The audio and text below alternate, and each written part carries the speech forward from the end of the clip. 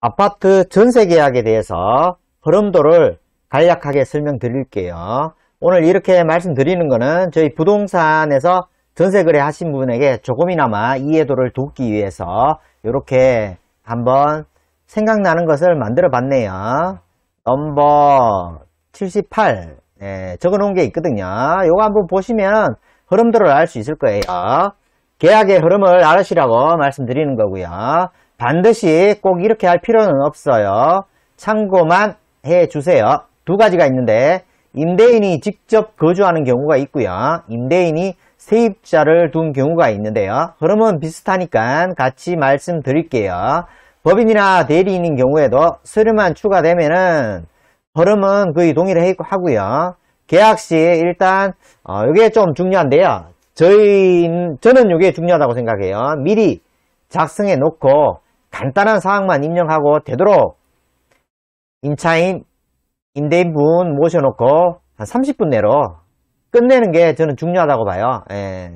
계속 같이 계시다 보면 별 이야기가 다 나오거든요. 그래서 최대한 빨리 작성을 하고 한 30분이면 웬만큼 다 끝낼 수 있거든요. 그러면 임대인은 신분증, 주민증이나 운전면허증 확인하시고, 도장은 전세계약은 막도장 됩니다. 그리고 지장, 사인 또 되고요. 아니면 계약할 때 이렇게 지장이나 사인하고 잔금시에 도장 찍어도 되고요. 기존 전세계약서 세입자가 있는 경우에는 필요하고요. 그리고 통장 계좌번호, 그리고 신분증을 갖고 와서 임대인의 신분을 확인을 필히 하셔야 돼요. 등기부 사항을 또 확인하고 소유권 반드시 확인하시고 건저당 및 가압류 꼼꼼히 확인을 하셔야 돼요. 그리고 건저당이나 가압류 있으면 어떻게 말소를 깔끔하게 할 것인지 그 부분도 적어야 되고요. 그리고 공동명의시 한 명만 나올 때 부부인 경우가 그런 경우가 많아요. 나머지 한 명 신분을 꼭 확인 후에 통화하고 권리관계를 확실하게 해 놓아야 돼요. 그리고 통화 녹음하여 중개대상물 확인 설명서에 몇 시 몇 분에 통화했다고 적어두고요. 매매 시에는 반드시 확인을 해야 돼요. 그리고 실무에서는 부부 공동명의 시에 한 분만 나올 때 인감증명서와 위임장 작성하는 경우 거의 없어요. 부부끼리는 한 분만 대부분 나오시거든요. 잔금 때는 되도록 같이 나와달라고 한번 말씀을 드려보세요. 그래도 얼굴을 확인하는 게 좋으니까. 계약 시에는 한 분만 오셨다 하더라도 계약금 받으면 통상 기존 세입자에게 기존 보증금 10%를 미리 주세요. 관례식으로 이렇게 돼 있는데 그렇다고 꼭 법적 사항은 아니에요. 반드시 줘야 된다. 기존 세입자가 집주인한테 반드시 줘야 된다든지 강제한다든지 그렇게 하면 안 돼요. 안 줘도 별 할 말은 없어요. 그러나 대부분 계약금 받으면 통상 기존 세입자에게 기존 보증금의 10%를 줍니다. 이렇게 알으시고요. 임차인은 신분증, 주민증이나 운전면허증 갖고 오시면 되고, 도장은 막도장 되고요. 사인해도 되고요. 계약금, 그리고 계약서 작성 시 계약서 특약사항과 중개대상물 확인 설명서 정확하게 기입을 해야 돼요. 그리고 설명이 끝나면 계약서, 중개대상물 확인 설명서, 각종 서류처 있죠. 등기사항 정부증명서, 건축물대장, 기차, 서류철 그거 다 주시면 되고, 개인정보 활용 동의서, 계약금 영수증, 보증증서 이렇게 주시면 되겠네요. 그리고 계약서 작성 후 한 달 내에 확정신고 동사무소에서 받으시면 요거는 부동산 거래 신고로 가름하니까 요렇게 꼭 하도록 하세요. 별도로 가서 신고하는 거는 번거로우니까. 아니면 계약서 작성하고 바로 확정일자 받으셔도 되고요. 그리고 체크사항, 특약사항을 명확히 해야 돼요. 전세 대출 시 임대인이 협조한다는 특약사항 넣으시고, 애완동물 관련, 그 다음에 집 상태 체크, 필요시에 사진 찍어서 보관하는 게 나을 수도 있어요. 나중에 이사 시에 못을 더 박았다든지, 안 그러면 크랙이 있다든지 그런 것들 때문에 문제되는 경우가 있어요. 그리고 건저당이 있을 경우 말소사항 어떻게 하겠다. 그리고 잔금은 되도록 평일로 잡아야 하고요. 잔금 계좌 이체일 경우 이체 한도를 확인해야 되고, 아파트일 경우에는 상관없는데 빌라일 경우에는 관리비에 포함 내역을 확인하셔야 돼요.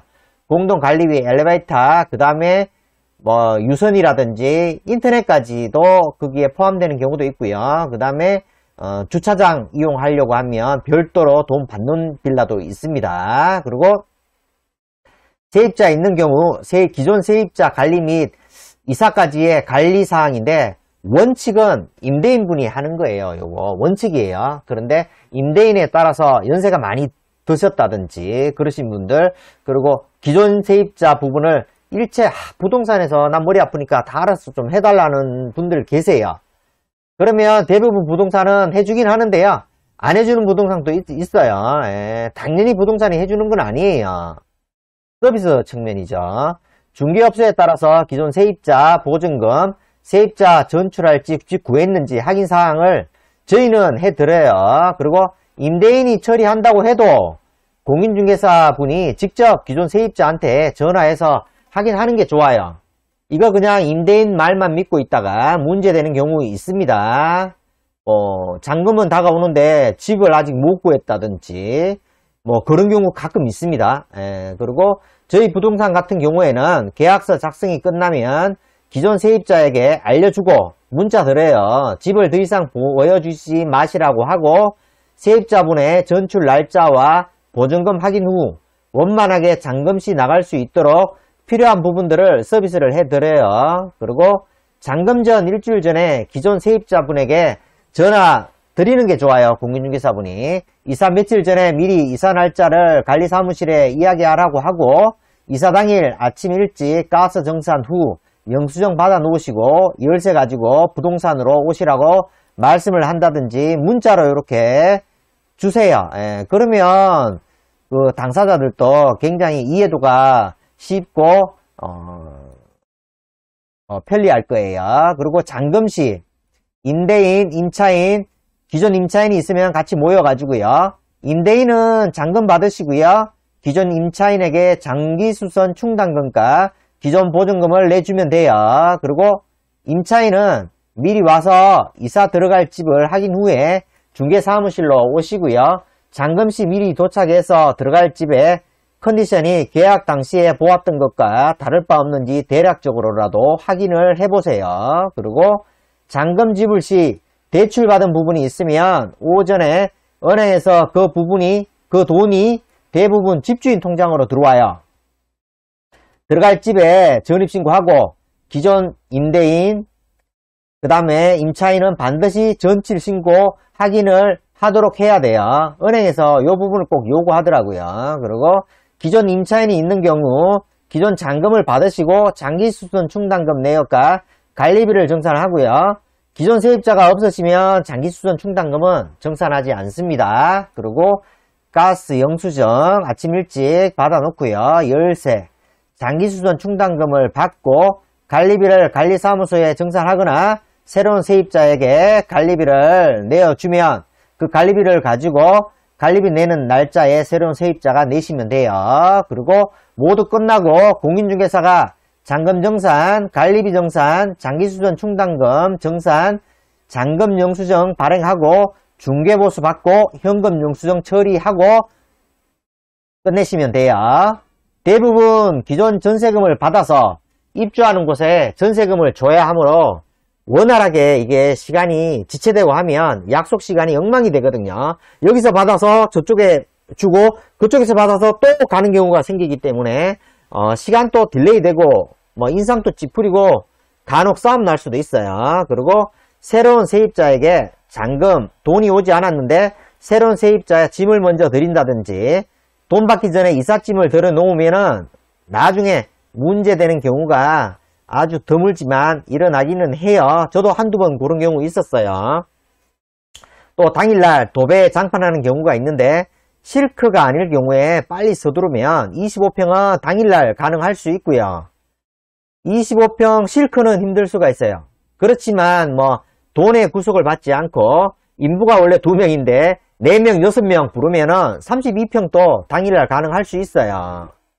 그리고 마지막으로 다시 한번 공인중개사 확인사항 한번 정리 한번 해볼게요. 기존 세입자 존재 시에 기존 세입자에게 전화하여 언제 나가는지, 집은 구했는지 귀찮다고 생각 말고요. 본인이 직접 기존 세입자에게 전화하여 전반적인 사항을 체크하세요. 임대인 말만 믿다가 잔금날 힘들어질 수도 있습니다. 임대인 임차인에게 전화해서 잔금일 전 2일에서 7일 전에는 잔금 시간을 정하세요.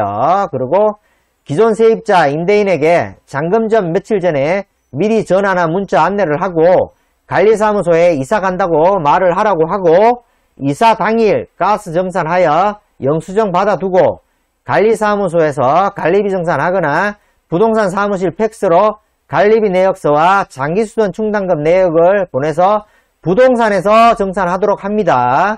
그리고 장기수선 충당금은 기존 임대인에게서 받아서 나가요. 그리고 당일 잔금 받을 시에 통장 계좌 이체를 주로 하지만은 어떤 경우에는 현금을 갖고 오라고 할 수도 있고요. 돈을 쪼개서 갖고 오라고 할 수도 있으니까 이 부분도 확인을 하시면 좋을 거예요. 그리고 건저당이 있어서 잔금시 말소의 경우 임대인에게 건저당이 있으면 매매일 경우에는 법무사가 와서 대신 해줘요. 그렇지만 전세 시에는 해주는 사람이 없어요. 전세일 경우에는 건저당은 직접 임대인 임차인하고 함께 기업 공인중개사가 모시고 은행 가가지고요. 말소 신청까지 깔끔하게 확실하게 매듭을 지어 주시는 게 나아요. 그리고 대출 시에 세입자가 대출 시 먼저 대출 상담사분들 계세요. 여러분한테 전화를 거세요. 대출 상담사한테 대출을 받든가 은행에서 직접 가든가 금리 차이는 없습니다. 그래서 제일 저렴한 곳에 하시면 돼요. 그리고 임차인 신청서 자서 시에 계약서 확정일자를 받아가지고 계약금 영수증을 첨부해서 갖고 오라고 할 겁니다. 그리고 미리 잔금 전 20일 전까지는 반드시 은행에 대출 신청을 하셔야지 돼요. 물론 빨리는 일주일이나 10일 내에도 되긴 하지만 미리미리 해 두시는 게 나아요. 그리고 잔금 시 임대인 앞으로 대출금이 송금되며 당일 기존 임차인, 임대인 태거를 시켜야 돼요. 주민등록상 전출을 은행에서 반드시 요구를 합니다. 대출을 해주면. 이렇게 전체적인 흐름을 말씀드렸고요. 사실 매매나 전세나 하는 일은 다 이렇게 조금 복잡하다면 복잡할 수는 있어요. 그러나 여러 번 숙지를 하고 실무적으로 한두 번만 하시면 이 정도는 간단하게 할 수 있을 거예요. 감사합니다.